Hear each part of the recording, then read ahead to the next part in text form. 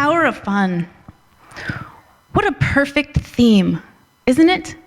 A perfect theme for this bright, sunny Alaska day in March, when there's enough daylight to actually go outside and ride your bike and walk your dog after work. And when you go outside and you can actually feel the warmth of the sun finally hit you. This is a perfect theme for today. And I'm convinced that in Alaska, we experience March like no other place on the planet. And it's because of this idea of the power of fun that we do that. Because in March in Alaska, we start to remember that summer is just around the corner. That in a few short weeks, we're going to be biking and hiking and fishing and camping and doing all the things that we love to do as Alaskans. And that's the power of fun for us. Because we live here for this. We live here because this is the world's biggest playground. That's why I live here. Is that why you live here? Because this is the world's biggest playground, and the power of fun has created and changed a whole population of people. But today, I'm going to take this idea of the power of fun and flip it on its head. And we're going to talk today about the power of no fun. The power of no fun.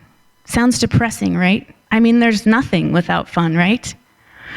But what I have found is that when we take ideas like this and we really make an effort to see them from a different perspective and a different viewpoint, that is when we change the world. Now, I really wanted to experience this idea of new viewpoints and changing perspectives. And so I called on the help of some really good friends of mine. These are my friends from Challenge Alaska.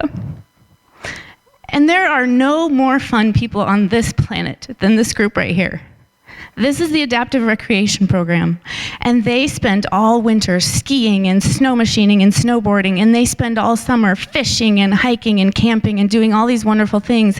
But what is most wonderful about Challenge Alaska is its leadership. These people put themselves in the perspective of people with disabilities. And I don't just mean they think of things differently. I mean, they physically put themselves in a wheelchair, in a monoski, in a hand cycle, and they master these things. And do you know why they do that? They do that to really see what it's like to be those people and to have a disability. Because how do we really teach people anything? How do we really make things better for people if we don't understand their viewpoint? So I thought I would try it. Now, I don't use a wheelchair, but my daughter Anna does. And so I wanted to really see things from her perspective and see her viewpoint. And that, to me, is the power of no fun to change a viewpoint. Now, we don't really change things unless we have to, right? We don't really look at things differently. We don't change our viewpoints until we're prompted to. And I want you to think about this idea again of this gorgeous day outside. And I know it's hard because we're all here with no windows, but there's your picture back. Think about that and remember that warm sun and that anticipation of summertime. Now here's the flip.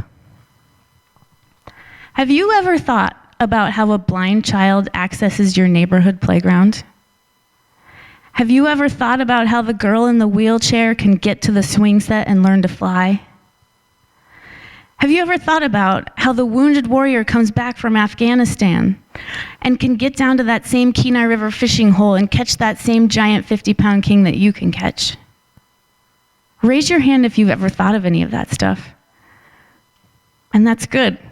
But what I can tell you is that I never did. I never thought about any of this stuff, and I never thought about accessible recreation until I had to think about inaccessible things every single day of my life, until something unexpected happened to me that made me flip my viewpoint. And like I said, we don't usually change our viewpoints, do we? Until we're prompted to do so. So consider this your prompt to change your viewpoint. Now I want to try something with you. And because this is TEDx and we're all here to explore new viewpoints and open our minds to different things, I'm expecting full participation from everyone here. So you see this block of wood in front of me. This is the standard boundary of a playground or something similar. It keeps the wood chips in. It shows the kids where the edge of the playground is. Pretty basic, right? No big deal. But this is where the viewpoint changes. Now I want you to close your eyes. I want you all to close your eyes because I'll get the spotlight out if you don't. Imagine that you're 7 years old, but you're blind. And you go to the playground with your friends, and you're so excited, and you hear them laughing, and you start to follow the sound of their laughter to the slide. But you encounter this block of wood, and you trip, and you fall. And you fall onto what? The gravel, pavement? You may just be more careful next time, or are you that kid who just doesn't go back to the playground? Now I want you to imagine this time that you're 7, but you're in a wheelchair, and you're excited with your friends, and you want to go to the swings, and you come to this same block of wood, and you can't get over it. And your friends run along ahead, and what do? Do you climb out of your wheelchair? Do you crawl across the dirt to the swings? Or do you call on your mom and you say, "Mom, carry me"? Or next time they tell you they're going to go play at the playground, do you just tell them that you're too busy? This is the power of no fun to change a viewpoint. Now you can open your eyes. This is what changed my viewpoint. This is my daughter, Anna. She has spina bifida, and she uses a wheelchair and this walker to get around. And so these scenarios are all too familiar to me. When she was little, she used to love the slide. And so we would take her to the slide, and we would pick her up, and we would put her at the top, and she would slide down, and we would pick her up and put her at the top, and she would do it again until our backs just hurt so much we couldn't do it anymore. Or in a more comical show, we would try to climb up in the equipment with her and take her up there, and that was not graceful.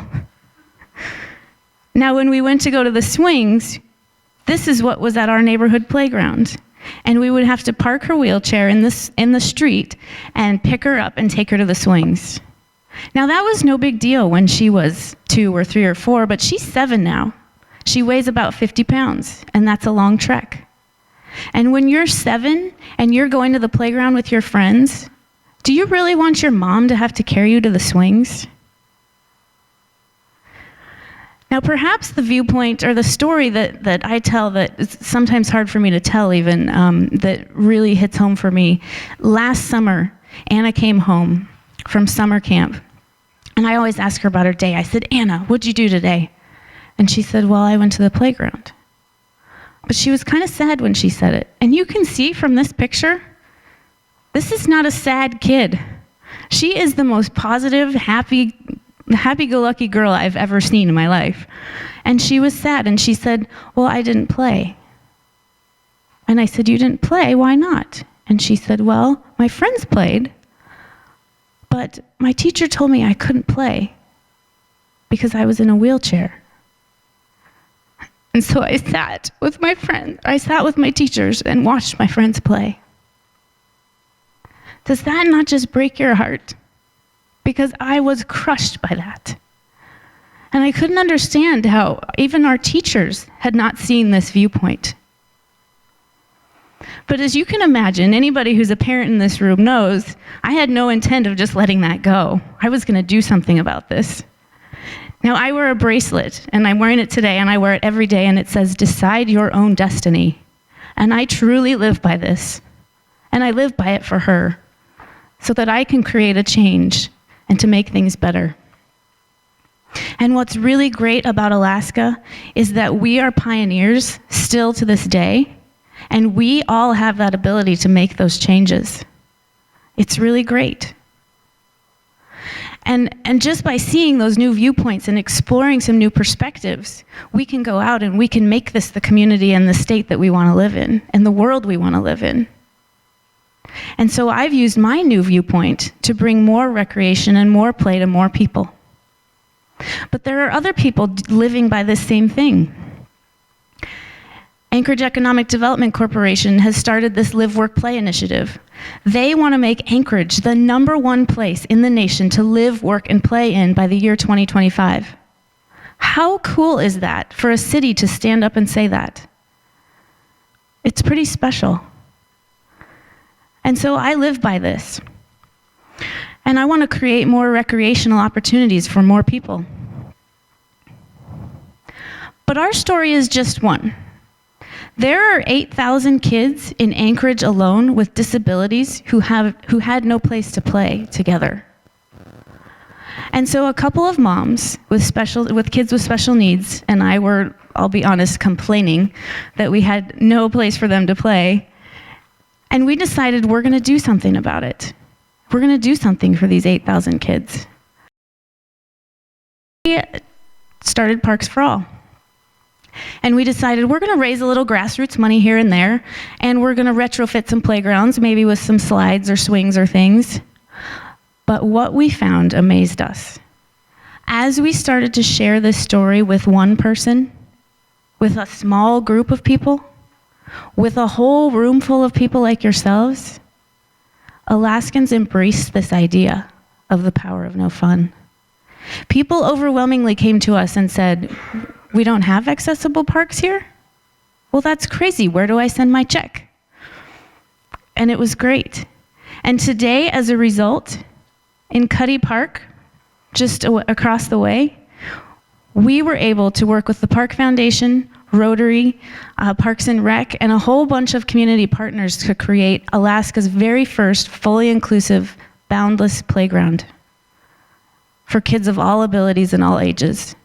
But it didn't stop there, because we started to spread this new viewpoint that we had with other people.